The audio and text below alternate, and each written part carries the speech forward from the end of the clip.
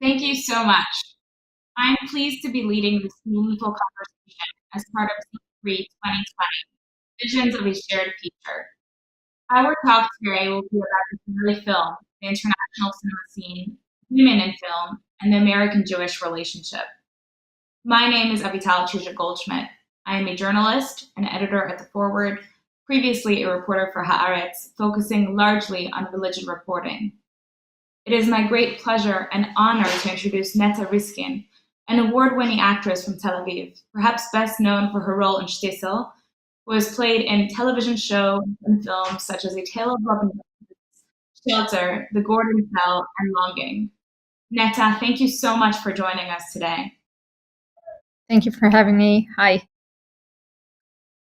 I'm so excited because I'm a great fan. I first watched Shtisel when it first came out in Israel, and it was the most exhilarating experience seeing the character that you specifically brought to life. So it's a great honor to be able to do this with Z3. I wanted to start today sort of speaking generally about Israeli cinema, and perhaps we can focus actually on Israeli TV shows. Israeli TV specifically is receiving a lot of attention these days with hits like Shtisel, of course, but also Fauda, most recently Tehran. It seems to me that this is a sort of new phenomenon. Previously, a lot of the Israeli films that were getting a lot of attention here were based on true stories, historical, political moments. Something like Waltz with Bashir.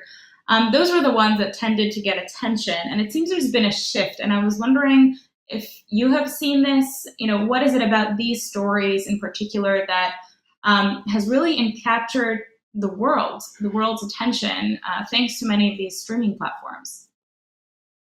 Well, the way I see it, it has to do with one word, and that's it, and it's streaming. Because, as you just said, Shtisel was aired 7 or 8 years ago, the first season, and it was bought by Netflix a year or 2 years ago, and ever since then it became like a global hit. But the show was successful before; it was just in Israel, and the reason why Israeli, let's say, industry, film and television industry, was more, uh, um, let's say, film based, let's say, around festivals and around the world, is because film has films have better distribution. Television never had distribution outside of Israel, so it's not that something new has happened. It's just that streaming had happened. So that's the first thing. Second of all, there was some sort of, let's say, a concept or a notion. I don't even know how to call it, but it was if a show was successful, the only way for it to reach out a global audience was to have a remake done in English in America. So let's say there was the TV show In Treatment, which was very successful in Israel. It was sold to the US, and then it had a remake. So no one had seen the original version. Also, the show I played in, The Gordon Cell, was sold to ABC, I think, had a remake. And that was the only way for Israeli shows to reach a wider audience, was to be sold and to have a remake done. So no one had believed that anyone in the world, not, it wasn't Israeli, it was, let's say, American industry, believed that no one in the world would be able, I mean America, the US, would be able to watch a non-English speaking TV show. That was the idea, that was the lead idea of the whole thing, until Netflix came into the picture and bought Fauda. That was the first time ever that a show was being broadcasted in native language. I think that was it. It opened the world into hearing different languages, and also into realizing that the world isn't just the US. There are many other countries with many other languages, and you can find today on Netflix or I don't know, whatever, Amazon, I don't know, you can find Swedish programs and Danish programs and French programs and Italian and so on.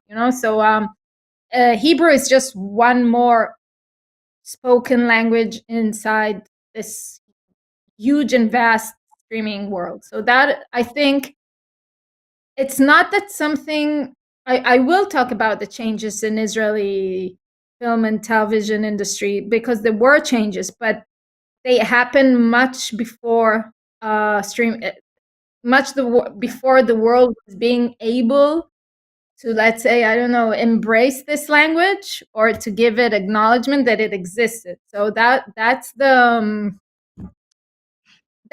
first thing. Okay, so streaming. Yeah. Second of all, um, you also, I mean, now I'm talking about the audience. You have to be open to hear different stories than what what you know before and what you expect. Because when I watch American television, I kind of know already what to expect of it. It would always be American. I mean, you know what you're getting, and for many years, people only wanted what they know, and they couldn't be open to other, let's say, cultures or different stories. Because even if I tell a story about, let's say, I don't know, a love story about a man and a woman, and it would take place in New York, it would be a totally, entirely different story if it would take place in Yugoslavia, let's say, okay, because the language would be different, and some gestures would be different, the culture would be different, the settings would be different. So you have to be open to try and understand a different culture. And I think that the world has changed. Not that Israeli television had changed, but it's a world change that is willing to be open to more and more and more cultures than before. Having said that, I still think that in the past, let's say 10, 15 years, it's not a matter of 2 years. That's what I'm saying. In the past 10 or 15 years, Israeli television had gone through a very, very big change. And it has to do a lot with the fact that people learned how to make movies here. I mean, technically, they learned how to improve in themselves, and there were it's a young country, and there was a poor country, and I think it took many years to reach some sort of a technical level, because good stories, that we always had good stories, and there were very good TV shows, but they were poorly made. They were done in a very sorry. They were low budget, right? Like I remember watching Israeli shows in Yeah. the 2000s growing up, and they were always fascinating stories. Merchak Nagia was one of the first shows that I watched as a teenager, Right. also about a religious setting, Yeah, but you can't really compare the level of cinematography in a show like that to shows more recently done. and also, okay, and that's also has to do with another thing that had changed in the world, that cinema moved into television. I mean, even if you go into American television 20, 25 years ago, it would still have this television look and not a cinematic look, So at one point, there was a shift into that that cinema moved into television, and you would direct things in the same artistic how do you say it ways that you would do it with the film. You won't do it as poorly and fast, and it's not a second grade art anymore. That's what I'm saying. So the same thing happened with Israel. Sorry. Yeah, it's not a living room set up with one camera set on a family Exactly. situation, right? Yeah. So, so same things that the word that Israel is part of the world still. So, same changes that occurred in the world also affected the Israeli industry. So that's, but I have to say that since Fauda was sold to Netflix and this option has opened to reach a wider audience, then of course, then productions started getting more budgets and it became, I mean, it's a market, so they get better chances to sell, better chances to whatever, make business. So that's Yeah, first. yeah, I feel like there was this long-held American stereotype, which you're right, has been really challenged, which is that Americans don't want to read subtitles. That Yeah. was kind of right what everyone assumed, and you're right. Fauda and all these other shows, not just Israeli shows, but in general, Netflix perhaps has really turned that on its head and shown that Americans are perhaps not as Yeah. as dim-witted as the stereotype goes. Yeah. I I'm still wondering remember when. I'm just saying that I still remember that when Golden Cell was sold, and when when a show used to be, when a show was sold to the US, people used to congratulate you and say, "Oh, Mazal Tov, your show was sold." Now it's not my show. I was just fired because they're gonna do a remake, which I'm not in. So I remember I asked my director or producer, I don't remember, why don't they just buy it as is? And I remember there was always the same answer: Americans don't read subtitles. So I think that Netflix proved wrong. I mean, they do. Maybe not all of them, but it's okay. It's still Not Netflix is not only American; it's such a huge market with a lot of people who do read subtitles. So right, right. But was it shocking for you when there were a few years, as you said, between when Shtisel came out in Israel and then how it when it appeared in the international scene, and sort of like the whole world woke up to you and Gitti. How was that for you? How was that experience? You were sort of like, that's it something from years ago. Right? It was so shocking. I mean, first of all, you have to understand that also when it was made here, I've told it so many times, but the story hasn't changed. It's still the same story. When we did it here, we didn't think anyone's gonna watch it because it was too esoteric in a way. I mean, there were shows about the Orthodox world, but they were always had a much bigger drama, bigger story, like Merchak Negiah, she was religious, he was secular or Russian, whatever, and then they have to gap all to bridge Romeo all the and gaps. Juliet. So I mean, in Shtisel there aren't big dramas. I mean, it's all between closed doors, and it's whether she will like his painting or she won't, or I don't know. I mean, it's all the big dramas are inner dramas. They have nothing to do with the outside world. So it was such a small story in a way, that we didn't think. I mean, we didn't think anyone's going to watch it. We thought it would be some sort of a niche show, that we think it's good, but no one's going to watch it because there was even problems marketing Shtisel at the beginning because they said it has zero sex appeal. So people didn't marketing didn't know how to market the show, like how to promote it even. So Right. and Shtisel started succeeding really mouth to ear. That was just people watching it, loving it, telling their friends, and it gradually gained more and more and more audience. But it took time. It wasn't a hit show at the beginning. It took a long, long, long, long time. We didn't even have posters or anything because no one believed you can sell it. So that was really, people told their friends, their family, it was family and friends show, like, and gradually it gained more and more and more and more and more audience. But when I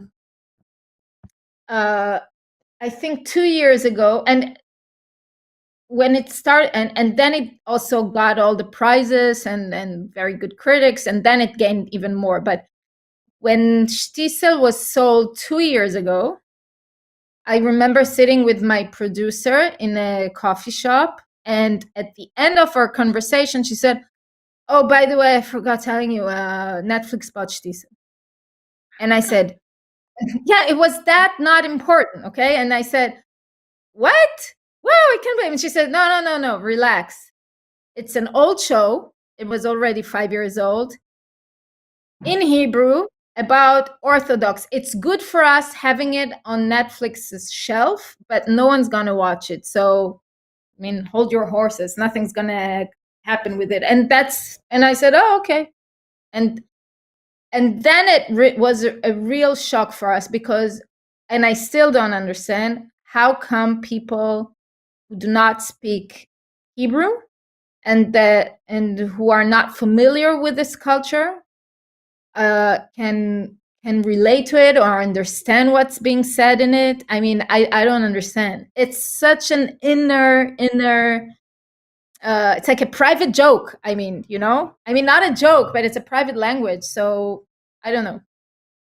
But you grew up in Tel Aviv in a secular home, right? And for you, you related to it, right? You found yourself in Gitzi. I mean, the way you took on that role, first of all, this woman in pain, but also, this larger cultural role where you just mastered. That's one thing that I personally found fascinating as an Orthodox woman, was that you really mastered the small nuances of religious life, even just the way you walked in that role, right? You walked with the gait of a Haredi woman. That's an incredible thing, and I think very rare in cultural representations of Orthodox Jews and Orthodox women in particular. I've written quite a decent amount of criticism on this, on how sort of many times, as you said, there's this sort of overly dramatic stories about coming from around the Haredi community. Rarely do they come from inside, and they're usually kind of voyeuristic. I once wrote in the foreword that it is sort of, it is cultural appropriation at its finest. It peddles stereotypes, painting an extremely complicated community in broad strokes with soapy drama and tears.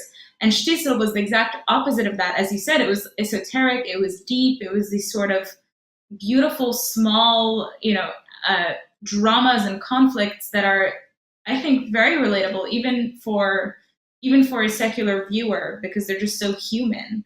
So I'm wondering, for you say that you're shocked by how so many Netflix viewers connected with Shtisel, but you obviously did, and you're not coming from this world either. So what was that experience like for you, finding yourself in the role of Gitti Weiss and in her story, coming from where you come from? I was very I didn't know anything about this world. I mean, I would also have. I'm also going to ask you a question, which interests Sure. me. So, but I'll get to it later. But I was so not familiar with it. I grew up in a secular family would be a nice way to put it. It's a atheist, secular. I don't know, nothing to do. We speak Hebrew and we live here, and it's written that I'm Jewish, but that we didn't practice anything. So it wasn't. I was so.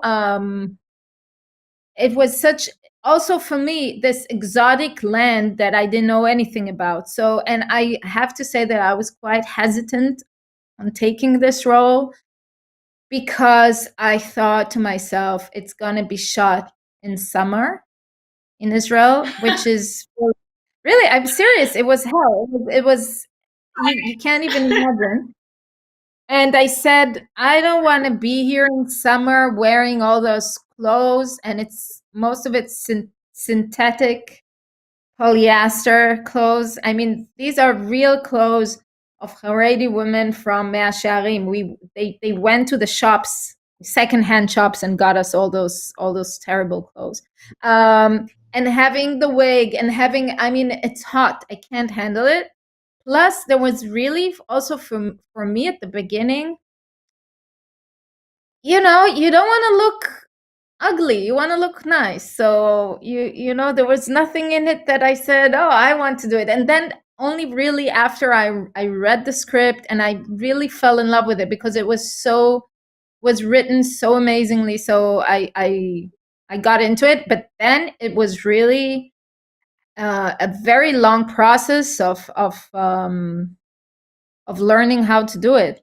I mean, that was I had if you think I walk well, then I had a very good teacher. I had an instructor who was with me the entire time, and yeah, she was a coach. She was brilliant. And then you start, I started going more and more to those neighborhoods and watch the women and talk to them, and I've spent a lot of time in their houses. And there's like a famous story, but it's like about how she taught me how to walk. I don't know, maybe you know it.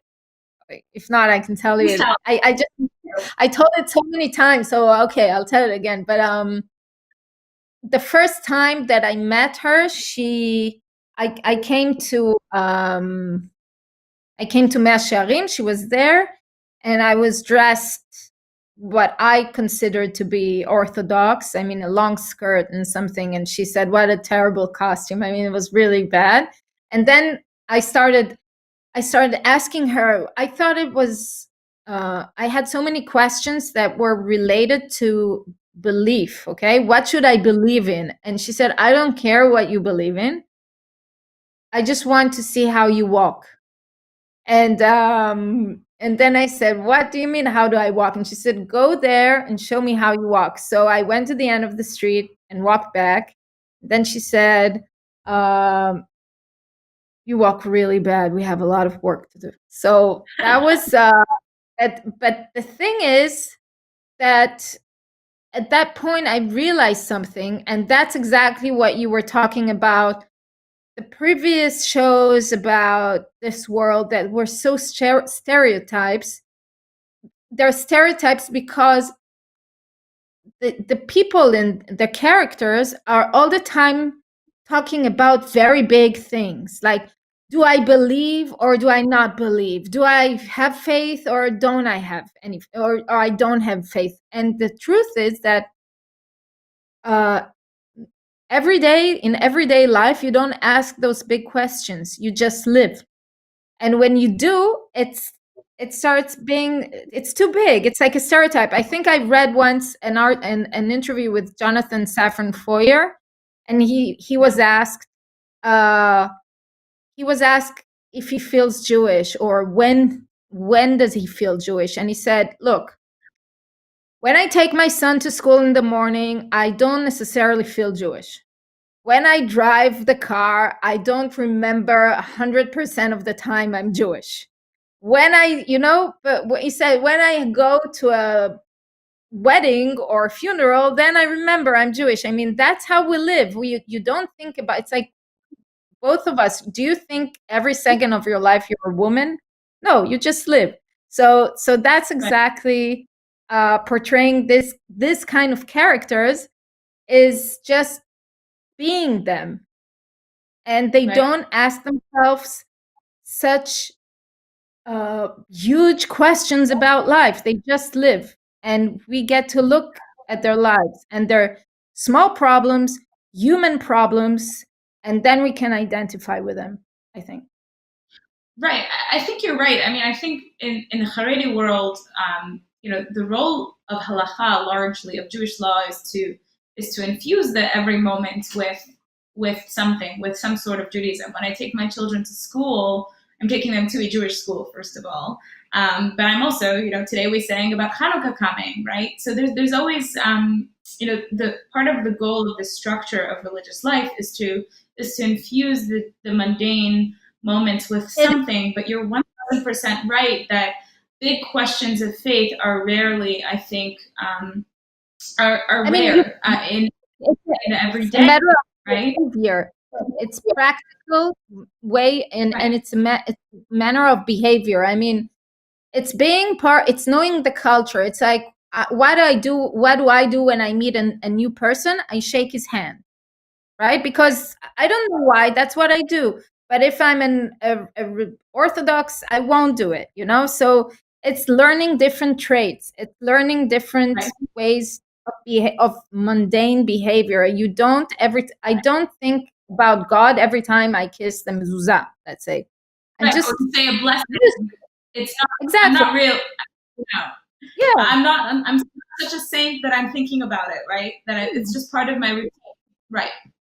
And I think And you when and And I think that when those things that should be just part of your behavior becoming the big thing, then it feels fake. I mean, because people don't absorb all day in very big fundamental questions. So that's one thing. And also, until Shtisel and also after Shtisel, I think a lot of the ways that Orthodox people are being portrayed is that they are the bad world and secular world is the good world, and you have to run away from them to be part of the good world. So and Shtisel challenges this because there is two ways of being, I call it, I don't know, it's like two ways of being a viewer. I'm now talking about being a viewer, an audience.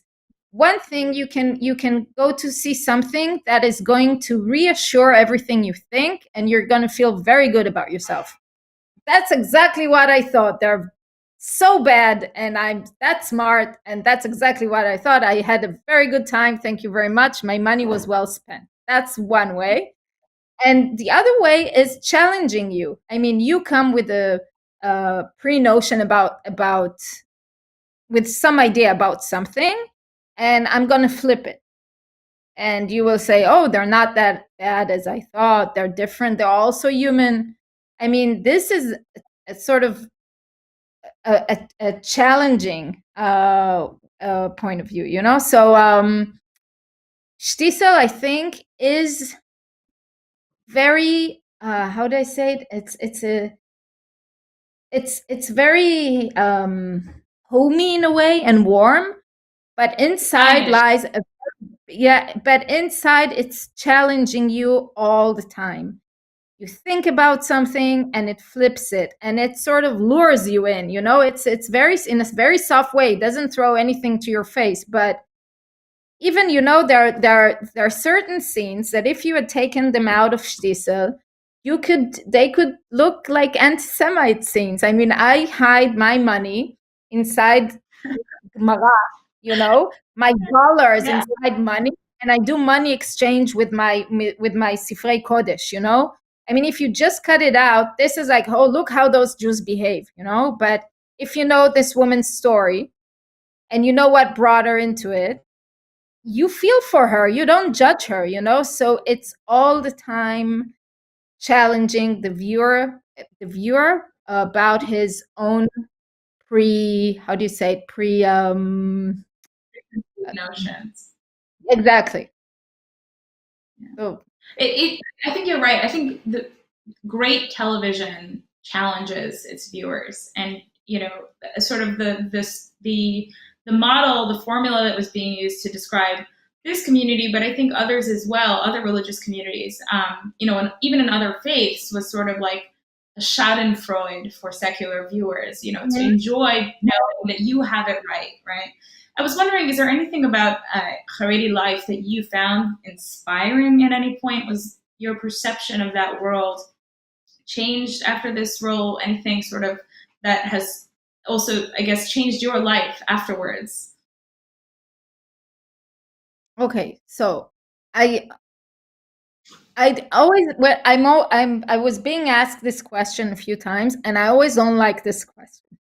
And the Sorry. reason is, okay, the reason that I don't like this question is because I always feel obligated to. I mean, I'm an actress. I portray this thing. I don't have to be part of any world. I mean, I can play a serial killer tomorrow, but then nobody's gonna ask me, did you find anything to like with this world? So I don't judge it that way, and I don't ask when I come to a new when I approach a new role. I never ask myself whether I like this world or not. I just accept it.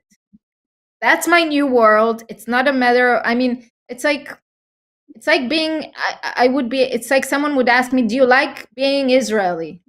I don't know. That's what I am. So that's the way I should be. Um, Inside every role I play, I should just be this part. I can't ask myself those questions, so I don't. And the same in the same breath, I have to say that I also don't judge it in a.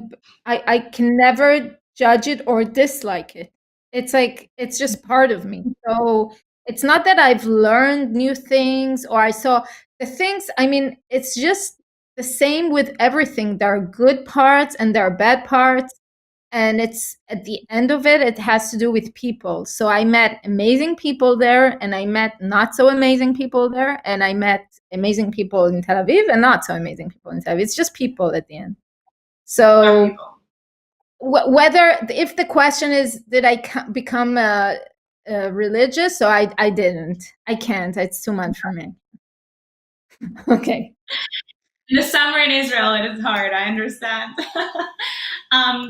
It's funny you say this about being an actress and entering different roles. As a journalist, I sort of, certainly not to the same extent, but I do feel part of why I went into journalism was because it allows me to sort of enter a different industry or a different community or something interesting and deep for a moment, for one story, and then I move on to something else. And I always say I teach journalism, and I always tell my students that journalism allows one to sort of explore different careers. So if you have Yes. career indecision, it's sort of Right. a good thing to attempt.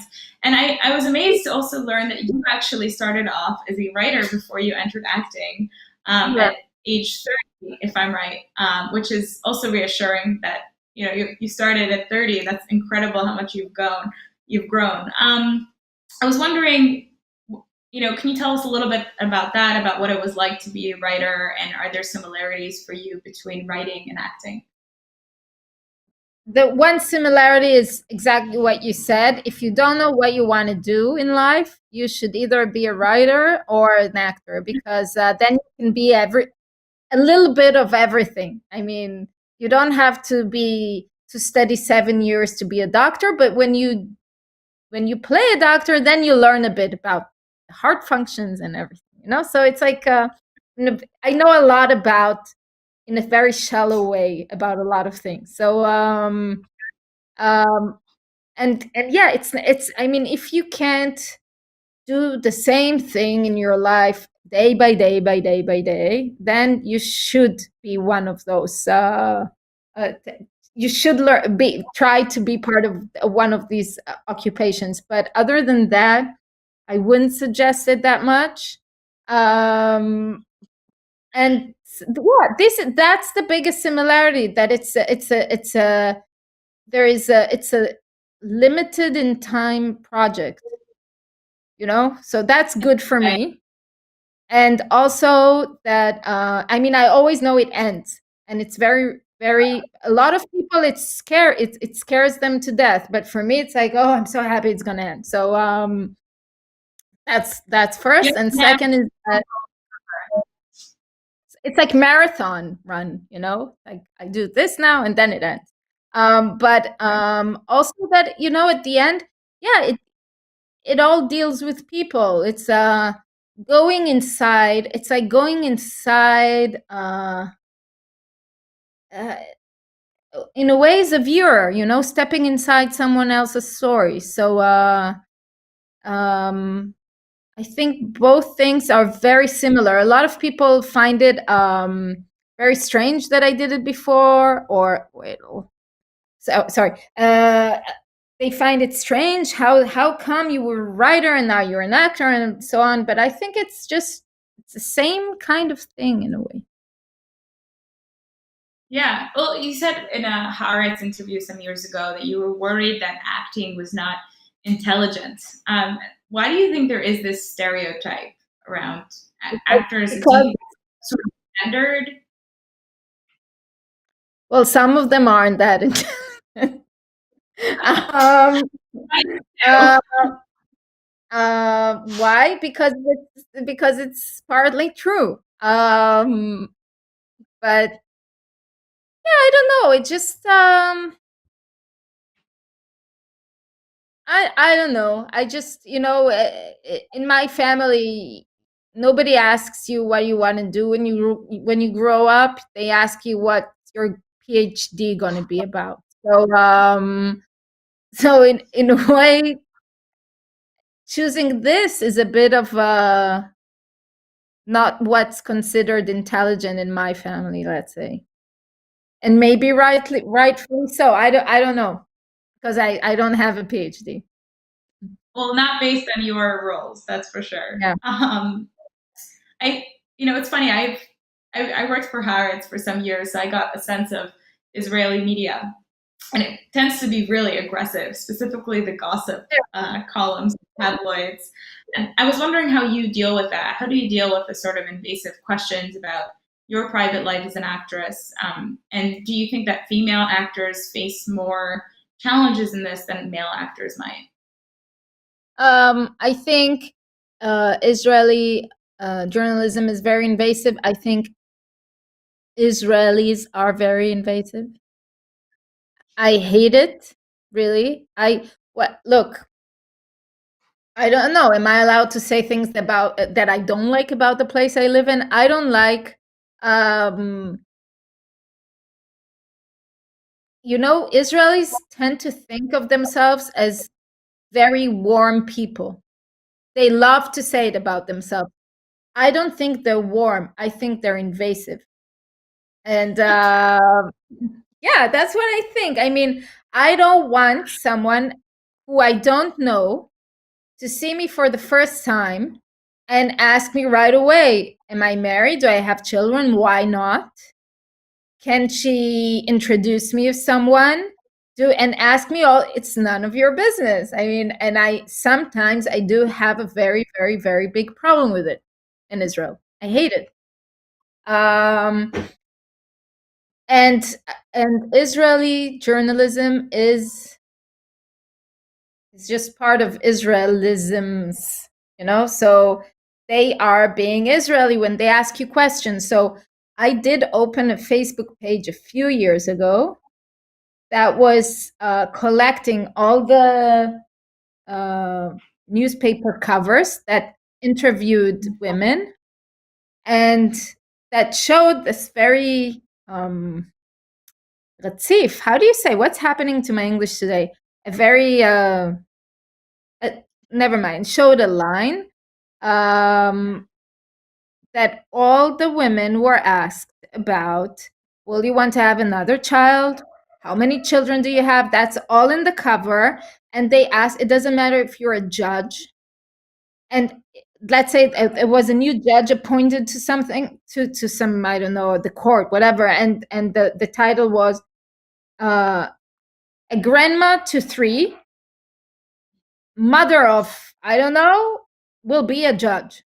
I mean, she's first a mother and a grandmother and so on. And what's the thing? I mean, what's it got to do with her heuristic abilities? Nothing. And I think that men are not being questioned those invasive questions. And I think it is part of the culture here. I don't know what made it be. I don't know if it's Israeli or Jewish, or I don't know. But I don't like it. I think And it's Americans do.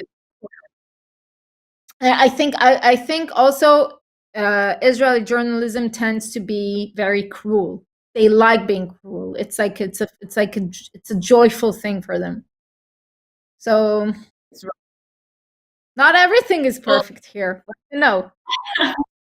well, I guess on the flip side, your one of your latest roles in the TV show, Israeli TV show that has not appeared yet in America, or at least with English subtitles, Ha'isha Hashuv, right? איש חשוב מאוד.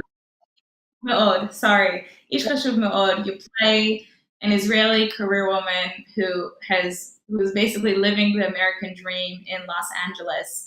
And she faces some of these very same things that you're talking about, right? Like these invasive questions about her getting married and having children and this pressure from back home to settle down. And I was wondering, first of all, what was your vision around that role? And secondly, also, I was really curious about the whole premise of this show and sort of how it portrays this Israeli rosy dream of what America could be and then what it actually is. And I was wondering if you could tell us a little bit about that. I feel like our audience might really be interested in hearing from you about it. Um, so first of all, it's it continues exactly what I just said. The character I played there is saying the exact same things that I just did. I mean, she's asked by Yuda, by the actor, the other character. He knows her for like 5 minutes, and he's asking her, "What, are you divorced? Do you have any children?" And she just stares at him and tells him, "Do you know how rude this question is?" And he, of course, he doesn't, because it's part of his culture, asking two personal questions that are none of his business. So she is really someone who escaped. Okay, I'm living here, and I also, there are things I like about Israel, but she detests everything that has to do with it. She tries to reinvent herself. She doesn't want anything to do with it. Um, and in a way, but okay, but the thing is, of course, okay, you were asking me if of what are the dreams that he has, or what's the Well, both reality of them. that I, Yeah, I think yeah, we often, sitting in America, I often meet Israelis coming here trying to kind of strike gold in this, golden Medina, and then and then they're faced with the challenges, first of all, of all immigration. Immigration is yeah, hard no matter where you're going, and exactly. secondly, sort of the way Americans are sort of very square and very rules oriented in a way that Israelis are not, very obsessed with rigid decorum. Those are things, those are themes that come up a lot in the show. And while I was watching, I was laughing very hard. Just sort of, it really captures some of what life is Right. like here. First of all, I mean, yeah, Israelis don't have, I'd say, borders. They don't know exactly. Oh, I mean, they can Boundaries. think they can get. They don't have any boundaries. Exactly. Sorry, they think they can get away. They'll give you a nice smile. Come on, let me in. Don't let me in. I mean, it's like, and they don't understand this. They're strict things that you just can't pass. They don't get it. I also have a problem get it, because I always say, "Yeah, beseder," we'll get there and you let us in. So it doesn't happen. But also, I think that we were shooting in LA, and LA is very different than New York. And Yeah. I mean, I was LA is the weirdest thing I've seen, place I've been to. It looks kind of normal, but nobody gets old there. Everyone is with nobody, and the craziest thing is that nobody dies. Someone told me there that people are hiding, that they hide death, because dying means you didn't succeed in life, so because you died. So it's like, it's also and everywhere I went, people were asking me right away, what am I doing? What's your job? What's your profession? What are you in? Are you in the industry, or I'm not? I mean, it was so oriented to one thing that it just had zero soul. I don't know. It was a scary place, and nobody walks, as you know. And it's like humanity is off the tracks there. That's what I felt. I mean, people walk. That's why we have legs. I mean, and we talk to each other. Nobody talks to each other. It's like the strangest thing. I mean, people will only talk to you if you can give them a job. So at one Well, point, I was sitting in this, I don't know, a bar or a coffee place, I don't remember, and somebody asked me, what do I do? And hi, what's your name? What do you do? So everyone's an actor or a producer or a director or whatever. So I said, I do pastries. I do Mediterranean pastries. And he said, oh, good for you. And he walked away, because he has nothing to gain. So that was just I think that there was something that was, in a way, lacking soul. and I think that's the show. What was the show at the end was a little bit about my character is a bit soulless, and he Yeah. has too much soul, and the balance is not being reached in a way. So, Right. but I wanted to ask you a question because Sure. I mean, yeah, as you know, a lot of Israelis are trying to come to the US and make it there and so on. And in a way, it looks normal to me. What does surprises me is that I saw it much more after Shtisel was out, that a lot of Americans and young Americans want to come to Israel. And I don't Yeah. understand why. And I don't understand. I don't really. I don't understand it. And also, I don't understand. When you said Shtisa is very successful, it is, but it's very successful inside this world, the Jewish world. And I Yeah. don't understand the fascination. Let's say, not about the Jewish stuff, but about Israel. I mean, why? You know, you, Very interesting. yeah. My question, it's a bit, I don't know, because you asked me why So is it so successful. That was the first question, right? And I told you about yeah. Netflix, but it's also very successful because there is an audience that is thirsty to get things from Israel. And my question is why? I don't know. So I'll answer your questions in the way Rashi tells us to answer a question in order. Your first question is actually really interesting because it's something I reported just a year ago. Actually, feels like a long time ago, but it was just a year ago on millennials looking to move to Israel, looking to make Aliyah. Not only from the Orthodox community, there's a decent amount of young Jewish non-Orthodox who are going to Tel Aviv. Yeah. My reporting, I can't speak for everyone, but enough people that I spoke with and I interviewed people at the Sochnut and Nefesh B'Nefesh, there's this sense among the young that life in America is sort of practically speaking is unaffordable. They don't find that they could afford higher education. Interestingly, a lot of the families who I spoke with who are planning to move to Israel are going there for because they find that it's a more family friendly environment in the workplace. That was a big deal for them. Childcare, maternity leave, all these sorts of social welfare nets that don't exist here. And we could have a whole conversation just about that. And those are the things that many people are citing. People don't want to go into lifelong crippling debt in order to get an education.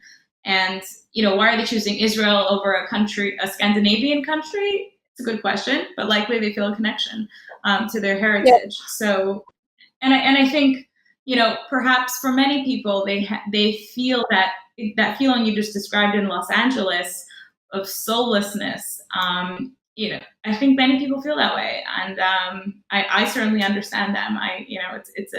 There's a big difference between. I think people don't want to live in a country, in a place, in an environment where they're only defined by their job. As you said, what do you do? What do you do? And it's the same in New York. It's all about are you making money? How much money are you making? That's really where it is. I live in Manhattan, and it's like a known thing that you ask people, what avenue you live next to, because that tells you sort of what economic class they're in within Manhattan, right? That's sort of the normal culture here, and I think for young people, it's very exhausting and soulless, right? They're interested in something greater, something deeper. So that's your first question. Your second question about Shizel's success is something that I wonder a lot about as well, because I am an Orthodox reporter and I report largely on the Haredi community. And I would say consistently across the board, my stories on the Haredi community are always sort of the most read. It's fascinating. And I write for a very secular liberal publication, and yet this is what people want to read. Some of the readers are certainly from my community. They're interested in reading about themselves in a sort of more sober, removed way, rather than reading their own newspapers. And then there's some who are just sort of, I think, very intrigued. They see Orthodox Jews on the street. We are in the news plenty. And for them, it's sort of they're trying to understand this world that's very insular. I think Israel, as you said, it's not just about the Orthodox. There's also, Fauda and Tehran and all these shows are. Yeah, that's what I'm saying. That I see even Yeah. after CISA was finished, when there, I see people. I mean, I follow all kind of Facebook groups, and I see they're like searching for it, searching to see something, and it's not. It doesn't matter. It hardly matters what it is, as long as it's from Israel and it's in Hebrew. I mean, and then I even Yeah. saw why making all this effort? Why being good? They're gonna watch it even if it's not that well made. Yeah, I think people. Yeah, no, I think I don't know if Zionism is the word here, but there is something to it. There is Israel has a larger than life role in, I think, the world's imagination, and there's a reason for that. And I have my spiritual and religious reasons to think that way, but I think that's true for many people, even the sort of the average American. The Christian Americans are huge Zionists and huge supporters of Israel. So I guess it's sort of there is something. I believe there is something sort of spiritual that draws people. I know you may disagree, but just from speaking to enough people, people are. It's the same thing that makes young American kids sort of light up when they go on Birthright, right? There's an interaction with a place that offers perhaps a different look at life. And again, for an American, it's a shocking thing. It's just so anti-cultural. What I wanted to ask, okay, was it okay? Never mind. That's gonna be one day when I interview you, because you just asked me. You just asked me what's the fantasy that Israelis have on America, and what I was trying to understand when I came to talk with Americans and so on, and I always looked at them and I asked, what kind of fantasy do you have about this place? I mean, because I see a lot of bad things here, I mean, and this is also an unaffordable place to live in. So, okay, besides education. So I'm just always trying to look in their eyes and think of, what fantasy do you have? I mean, because it's a fantasy. I think, okay, I think always from your place. What I want to say is that I think that part of being Jewish, let's say, if I got anything from Shtisel and so on, is living with a fantasy. You always want to be somewhere else. I think that's Amos Oz actually said that. He used to say that some Zionism was perhaps better left as a dream, because the moment it was lived out, that's when the problems arose, right? But that's the human condition, It's sorry to get existential here, but I think we all have our fantasy. Yeah, Americans who love Paris and they think Paris is the best thing, and then Parisian sort of scoffs at them and says, "Well, I'd rather be in Rome," right? I think fantasies are abound, but that's interesting that you say that Shtisel for you was also had its fantasies. Yeah. Was that a question, or I'm going to answer it? I have to think about that some more. I think a lot of, I'll say, as a sort of Haredi woman, as a woman wearing a shaitel at a journalist event or something, and I'm surrounded by secular journalists, there's always this fascination with me, like I'm some creature from another world. And always also, by the way, a lot of invasive questions also that come up that probably wouldn't come to a man in my position. But it's very fascinating to me to sort of be the object of that when this is just my life. But for other people, they sort of imagine like, well, what's the mikveh like? Just sort of like life. Yeah. I know. I mean, to know some people want to get their dose of like exotics, Yeah. like tell me how's the mikveh like, tell me how's, and they don't want to hear I think Shtisel really is focusing on just living life Yeah. of human beings, tackling normal problems, normal human problems, okay? And I think that what lied in the core of Shtisel also, although I think was the sense of everyone was missing something, and I think that connects to the existential human Yeah. situation. They're all Well, longing that's for something. Yeah. right, right. And that's, I suppose, the core of good film, of good cinema, of good TV, is that it opens us up to others' Yeah. fantasies, others' nostalgias, others' longings and dreams in life. And even when it's in Mea Shearim, that experience of yearning for something unattainable is so relatable Yeah. to, I think, all viewers.